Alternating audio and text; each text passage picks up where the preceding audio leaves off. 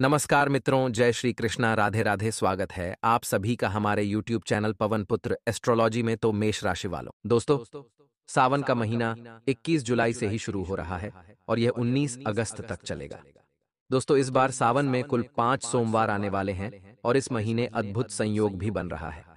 दोस्तों, सावन के अंतिम दिन भी सोमवार पड़ेगा और इस बार सावन में 5 सोमवार पड़ रहे हैं और सावन का पहला सोमवार है, वो भी सावन के पहले दिन ही पड़ रहा है। दोस्तों, ऐसा बहुत कम बार संयोग बनता है और ये बहुत ही शुभ संयोग माना जा रहा है। दोस्तों, पहली चीज की ओर बढ़ाते हैं। पहला जो काम है वह आपको भूल से भी नहीं करना है। अगर कर दिया तो पूरी जिंदगी भिखारियों के जैसे दोस्तों मांगना पड़ेगा। 2 वक्त की रोटी भी नसीब नहीं होगी। माता पार्वती भी आपसे नाराज होगी। माता लक्ष्मी भी नाराज होगी।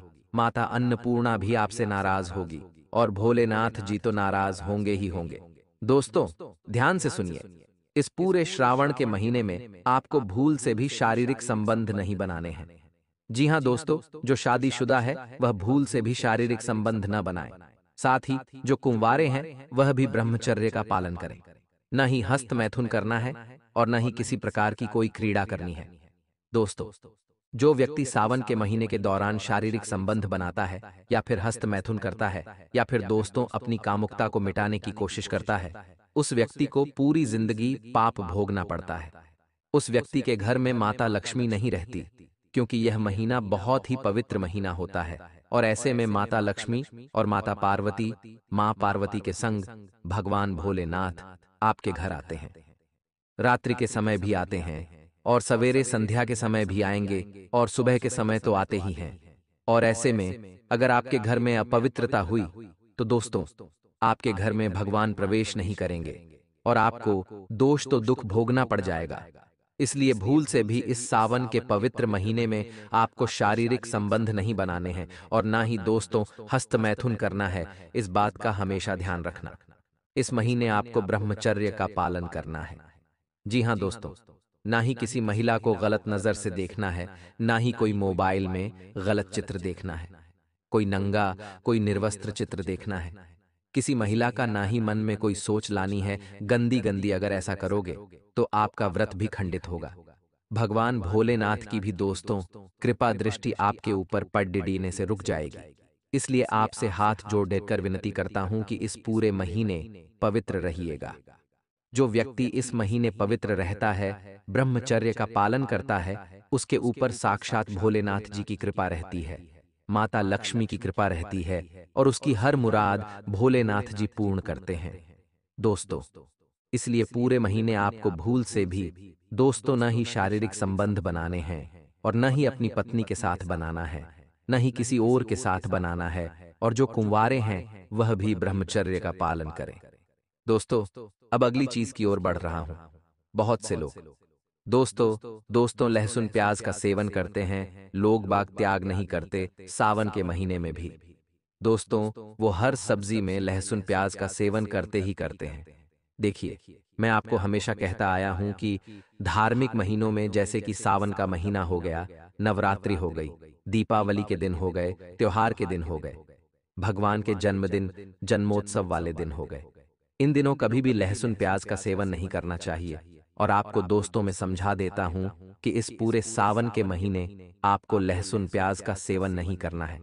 आपको तामसिक भोजन से बिल्कुल दूर रहना है। श्रावण महीने में पत्तेदार सब्जियां हो तथा पालक, साग इत्यादि। दोस्तों, तेल मसालेदार भोजन, लहसुन प्याज मांसाहारी भोजन, बैंगन मीठी या ज्यादा खट्टी नमकीन पदार्थ, कच्चा दूध, करही, शहद, शक्कर का त्याग कर देना चाहिए। दोस्तों, क्योंकि दोस्तों सावन के महीने में होता क्या है, जब आप कोई पत्तेदार सब्जियां खाते हैं या फिर लहसुन प्याज खाते हैं, इनमें दो तो जीवाणु होते हैं और ये जीवाणु आपके पेट में जाते हैं तो आप इनको दोस्तों मारकर खा रहे होते हैं। इसीलिए इन दिनों इनका थोड़ा त्याग कर देंगे तो अच्छा रहेगा। आपको मैं बता दूं कि जो लोग मांसाहारी भोजन खाते हैं, इस पूरे महीने दोस्तों मांसाहारी भोजन त्याग दें और शाकाहारी भोजन करें। दोस्तों, जो लोग मांसाहारी भोजन करते हैं, सावन महीने में भी उनको नरक भोगना पड़ता है।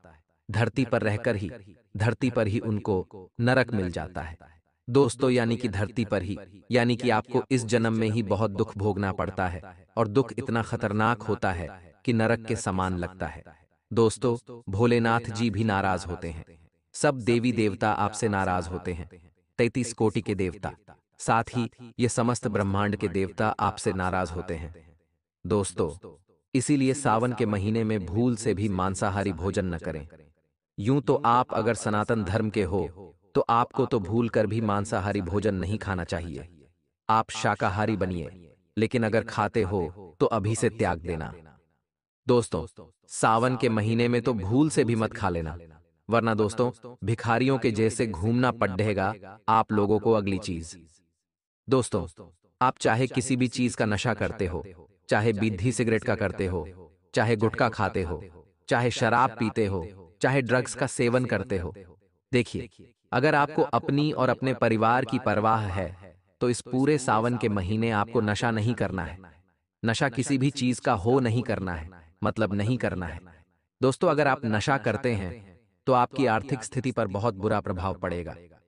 भोलेनाथ जी तो नाराज होंगे ही होंगे, माता लक्ष्मी भी नाराज हो जाएगी। भले ही आज आपके पास संपत्ति है, लेकिन भोलेनाथ जी ऐसे नाराज हो जाएंगे। माता लक्ष्मी नाराज हो जाएगी आपसे कि आपकी सारी संपत्ति दोष तो धीरे धीरे खत्म हो जाएगी और आपको बहुत ज्यादा कर्ज भोगना पड़ सकता है।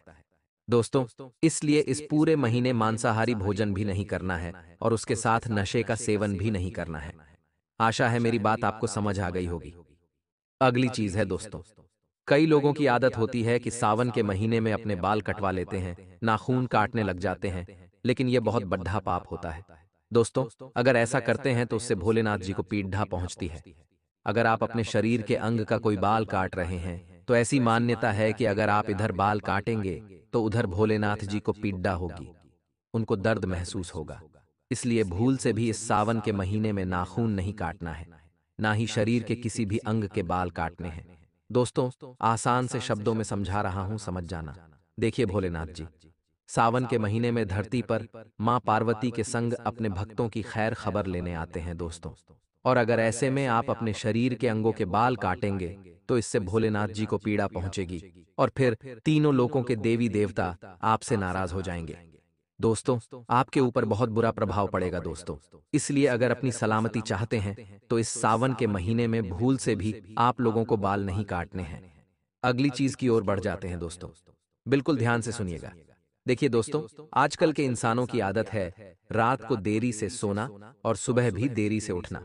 दोस्तों, सुबह लोग 8 बजे, 9 बजे, 10 बजे तक सोते रहते हैं।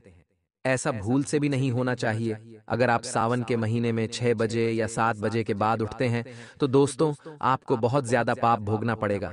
आपकी जिंदगी बद से बदतर बन जाएगी, क्योंकि मान्यता है कि भोलेनाथ जी सुबह सुबह अपने भक्तों की खैर खबर लेने आते हैं और उसी दौरान अगर आपके घर के दरवाजे बंद रहे, आप सोते रहे, तो भोलेनाथ जी समझेंगे कि आप कोई पापी है, आप कोई राक्षसी हैं।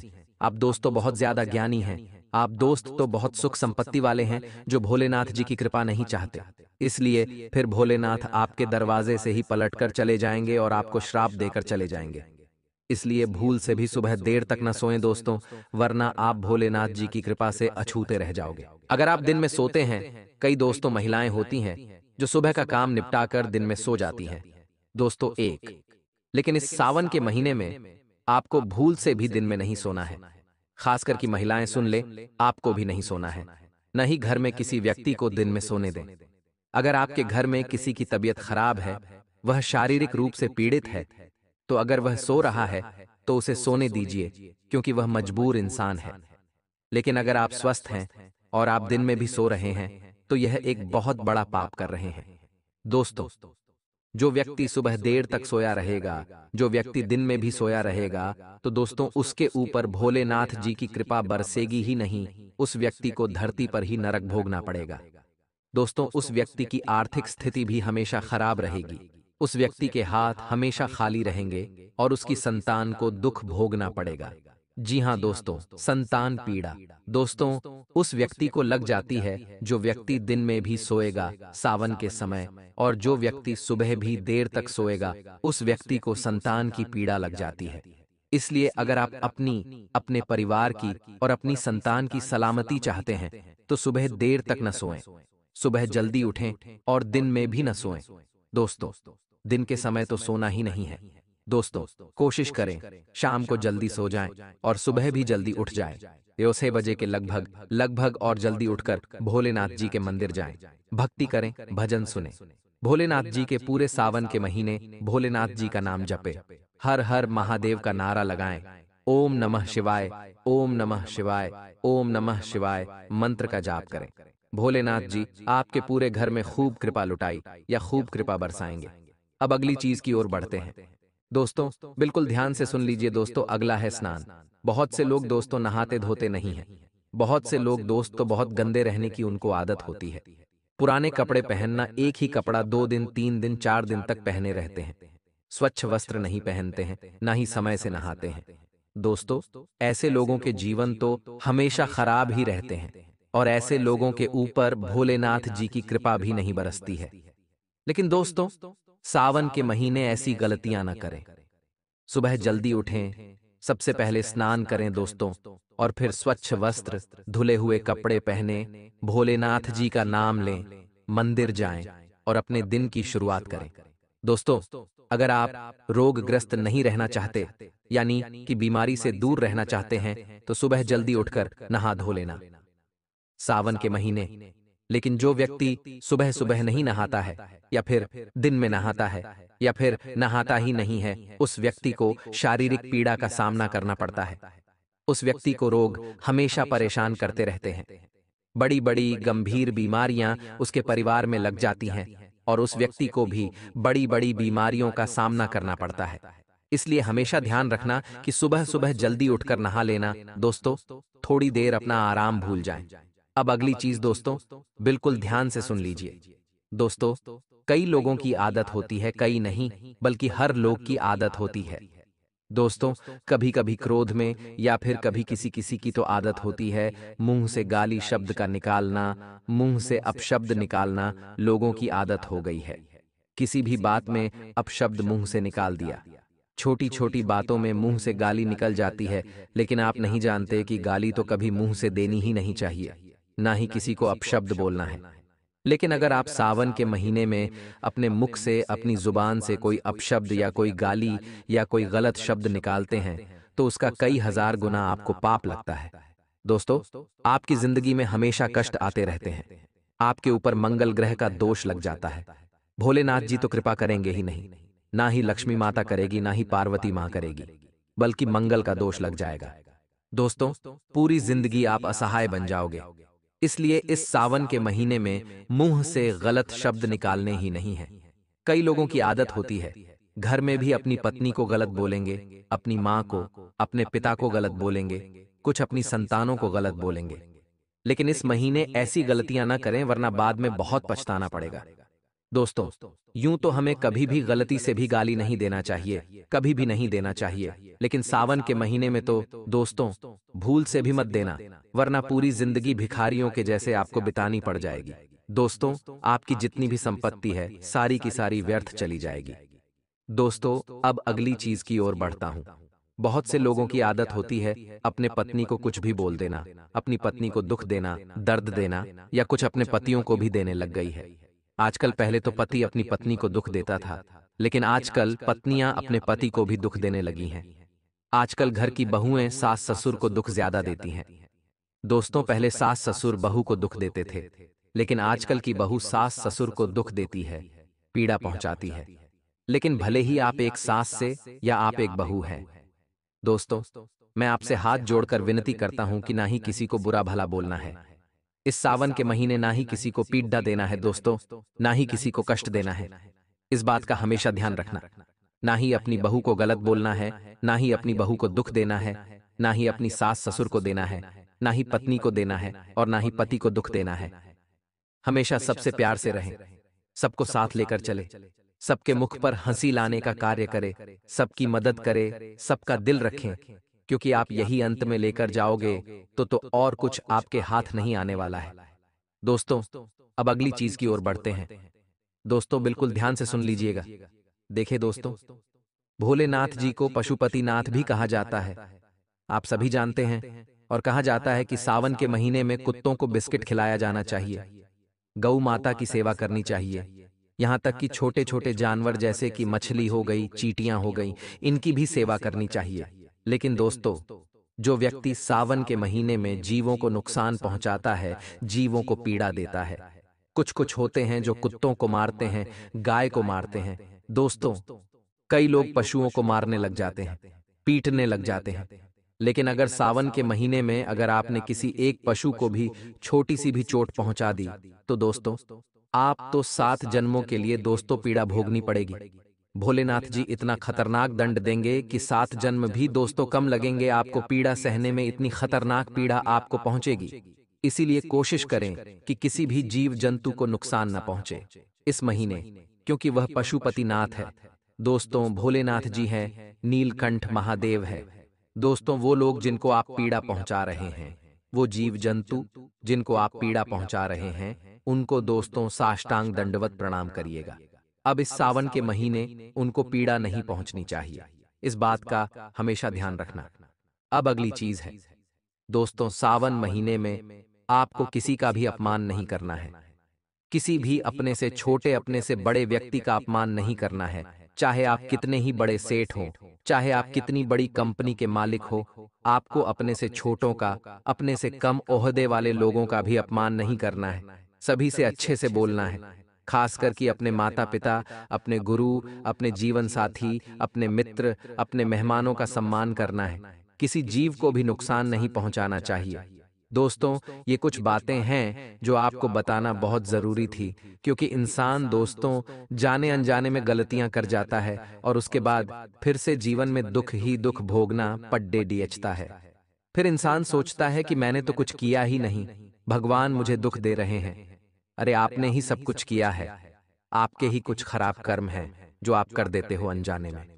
और फिर जब आपको उस कर्मों का, उन गलत कर्मों का फल मिलता है, तो आप भगवान को ही कोसते हो। तो जो देखो, आपको गलत कार्य मत करो। जो मैंने बताया है उन सभी बातों का हमेशा ध्यान रखना, और सावन के महीने में क्या करना है, क्या उपाय करना है, इस वीडियो में बताया नहीं हूं। अगली वीडियो में बताऊंगा, तो वह वीडियो भी जरूर देखना। हमारे चैनल पर हमेशा बने रहिए। दोस्तों, आपको सावन महीने से जुड़ी और आपकी राशि से जुड़ी बहुत जरूरी खबरें मिलती रहेगी।